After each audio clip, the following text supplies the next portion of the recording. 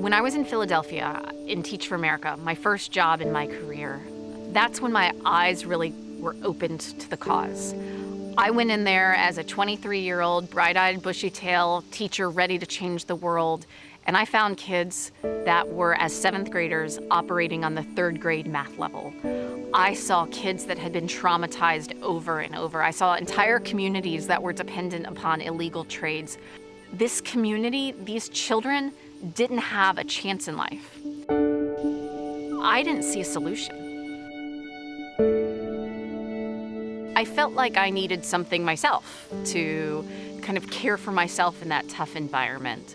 What I found is that when I left school at 4 o'clock to see my horse Chester, that was the time to reconnect with myself, and it was a time of healing in those difficult days teaching.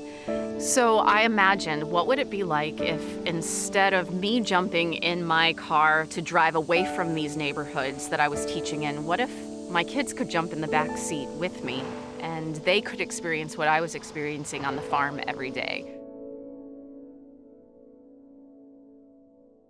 I wasn't satisfied to just sit by and watch kids who didn't get a fair shake at life just be passed through the system. So I decided to pair my passion for horses with my calling to serve kids who didn't have any other opportunity in life. And CORRAL was sort of born out of that.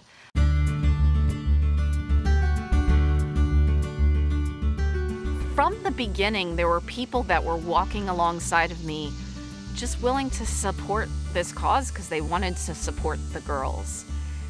But the real moment where I said, I'm not sort of fighting for the life of CORRAL anymore, is when we bought our farm. Because that was the moment when we had security, when we had stability, and when we put our stake in the ground and said, we're gonna be part of this community forever. And it wasn't just us putting the stake in the ground, but it was the thousands of checks that added up to enable us, and the people behind those checks that enable us to put that stake in the ground and said, we're gonna stay in Cary, and our girls belong here. Well, to date, we've served roughly 270 kids in our community, 270 young women who needed a leg up in life. And we've made profound impacts on those girls. We're seeing girls thrive. We're seeing girls go to college. We're seeing them start to go to grad school and start families. And we're seeing opportunities in their lives that they wouldn't otherwise have. When I look at these lives that we're changing and I say, I love these kids.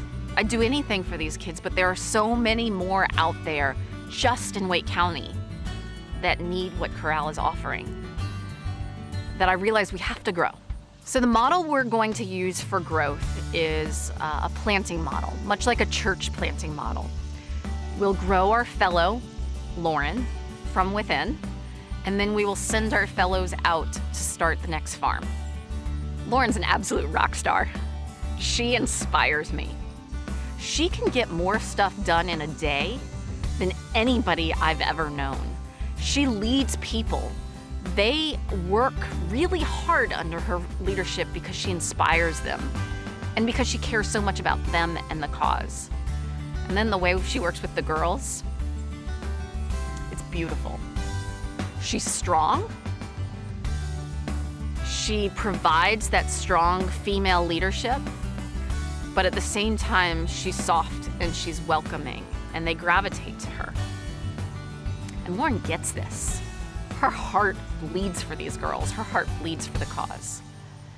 I can't imagine anybody that I would trust more to go out and duplicate this model.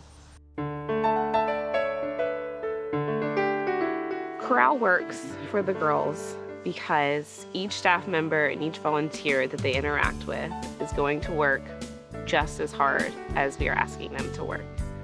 We are walking them through the tough points in school. We are experiencing all of the struggles out in the arena with the horses right along with them, but we aren't doing it for them. We are teaching them how to advocate for themselves. Horses are better than people. for these girls because they've been with people. They've experienced people. They've been manipulated by them, abused by them. They're just completely done. And they have every right to be. The horses, however, have done nothing. They react honestly. They're not going to manipulate. They're not going to hurt the girls. Planting a new farm is super important because we can't grow anymore in Cary. What works about the program is the one-on-one relationships that the staff and volunteers are able to form with the girls. And we simply can't do anymore on our 10 acres. There are girls everywhere that are going through really, really tough situations we can't even imagine. It's not halfway across the globe. It's in our backyard. It's right next door. And they're in a hole that they cannot get out of on their own. We need to go to them, not have them come here. We need to go to them to help them learn that they can get out of that hole, that we are there to pull them up, and we are there to teach them and to give them anything that they need in order to survive and absolutely thrive in the world. When I think about the future of CORRAL and where CORRAL is going, I see every kid in Wake County Human Services being served by an intervention like CORRAL. That girls that graduate high school while in the program are going to four-year colleges. I see every kid in juvenile justice having an opportunity like CORRAL. That they are becoming professionals and experts in the fields that they're pursuing. I see every hurting kid in Wake County having a chance in life. That they are stopping the cycle of trauma that is in their families. And that's where I want CORRAL to go.